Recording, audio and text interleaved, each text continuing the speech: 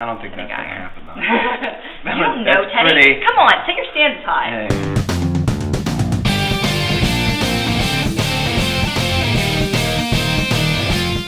Hey. Hey, this is Jess Paul of WreckedRadio, and we are going to be talking to Teddy Geiger, and you may know him from an array of things, including his hit, For You I Will, and right now he's got a new CD coming out called The Last Spears.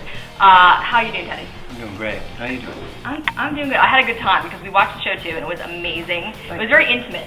I love that. Okay. The first thing I want to ask you is how generally is the tour going? It's been great. It's been my first time out in like years on tour. Yeah. So it's like all very exciting and kind of new again, and just kind of getting into the swing of playing live shows and feeling that out. Yeah, it's been great. Okay, so. Plus, actually, we've been on the tour with Jesse Ruben. Mm-hmm. It was awesome too. We're kind of all traveling together. It's a good group of dudes. Yeah, we're gonna talk to Jesse later. Yeah, I will. We loved his set. It was amazing. Yeah. But right now, I want to talk about the new album because this is one of the. This is probably, what would you call it? Would you call it one of your third release of collections? Because what we had was Underage Thinking, then we had the TG33. Right. And Underage Thinking was a lot about kind of growing up and kind of breaking out of your teenage kind of hold. And then TG33, you were moving into an apartment yourself. Is that around the time where you got out of your basement? And also kind of like exploring different sounds and like different styles of music, and basically put out like 33 songs, and as the fans they were going to pick the album, but then kind of halfway through that things fell apart with Columbia, and that's the album never ended up coming out. But we did get the song, so that's all that matters. You did get the song. Yeah.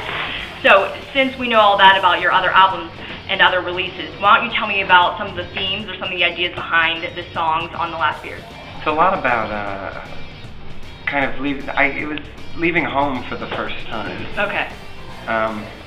And that space in between where you kind of don't really know what you want to be doing with the rest of your life, or what direction you should be going in, or how to get there. But you kind of just need to start, and there's a lot of new things that you're encountering, and like a lot of new ideas. And for me, I was going through a lot of things where I was afraid. I just been just left Columbia. Had some issues with the management I was working with because we had some creative differences, and kind of just had to take that first step and like move forward on my own and do it, not because anyone said it was the right thing to do, or because, you know, just have faith that like if I'm making music that I love and that I care about, that other people find something in that. And, And what you did was you used Pledge to put your music out there and to get the funding for the album. Did you like using Pledge, and would you do it again? I would definitely do it again. Yeah. Yeah, it was awesome. It's just great to see like there's so many fans out there that still are interested in the music that I'm making and want to be a part of that. And it's cool to be able to give them like a window inside of the record and just be a part of the whole process of making it. Yeah. Yeah, definitely. Talking about The Last Spears, you explained the album on stage, or the title of the album, which was one of my favorite parts. So why don't you kind of explain for my audience how the title came about? Basically, the first time I ever went on a roller coaster,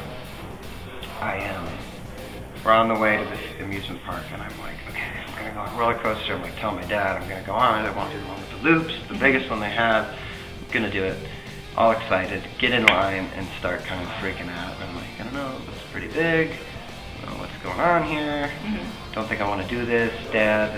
And he's like, no, you're going on. You said you wanted to do it. I want you to follow through. And I was like, okay, you're my dad. I'll listen to you because that's what I do.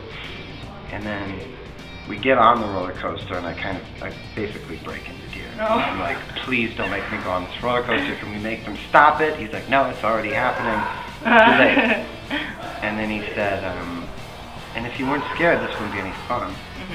And I was like, what does that mean? Because I felt horrible. I was like shaking and nervous on it.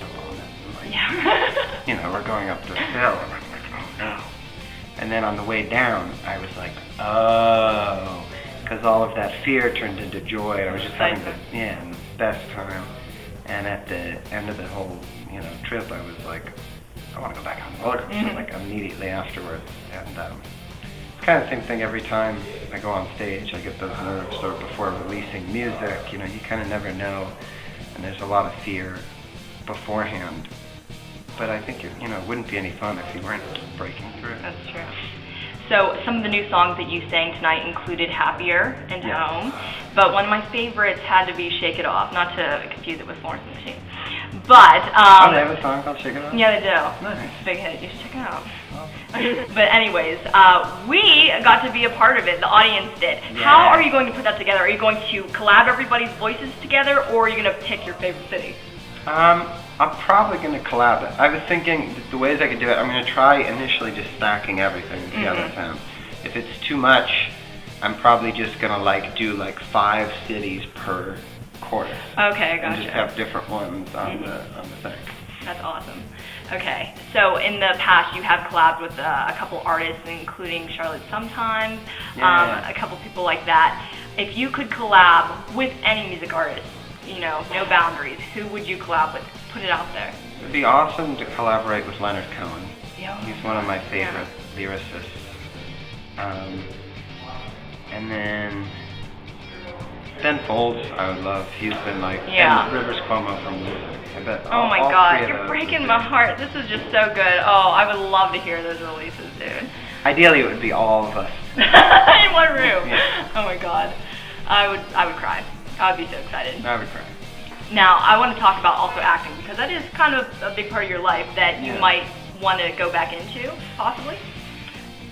So if you could pick any actor that you want to work with, if you could think of any of your favorite actors, again, no boundaries, pick one. I mean, we're talking about Daniel Day-Lewis all day today. Really? He's the shit. Do you hear that, Internet? Daniel Day-Lewis. I don't think that's going to happen. You don't know, Teddy. Pretty. Come on, take your standards high. Hey. He's backing off now. Okay, one more question I do have for you, which I like to ask a lot of artists, is what artist, besides Leonard Cohen, is on your iPod right now that you can't stop listening to? I'm listening to a lot of Van Morrison. That's one of the recent go-tos. I've had Moondance on. Yeah, that was my favorite. That's one I have for a long time. Summer Jam. I know, that's good. That's awesome. So thank you so much for talking to me, Teddy. I am so excited for the new album. I will keep you guys updated, of course, on all that news. Peace, love, rock and roll.